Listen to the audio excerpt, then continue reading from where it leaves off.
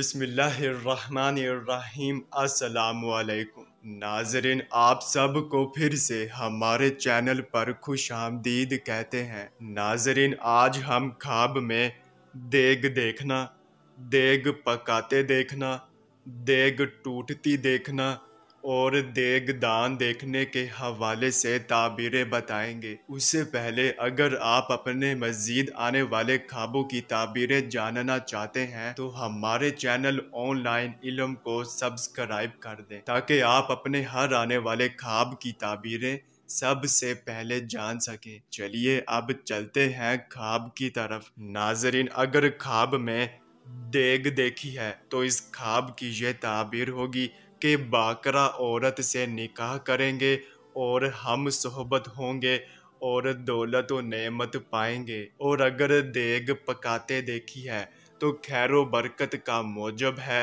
اور دولت، نعمت و عزت پائیں گے۔ اور اگر دیگ ٹوٹتی دیکھی ہے تو گھر کے مالک یا مالکہ پر کرا وقت ہو اور باعث رنج و مصیبت آئے۔ اور اگر دیگ دان دیکھی ہے تو نیا گھر عمدہ اور نفیس پائیں گے اور رات دن عیش اڑائیں گے۔ ناظرین، یہ تھی خواب میں دیگ دیکھنے کی تعبیریں۔ چلیے اب چلتے ہیں، انشاءاللہ پھر ملاقات ہوگی، تب تک کے لیے اللہ حافظ۔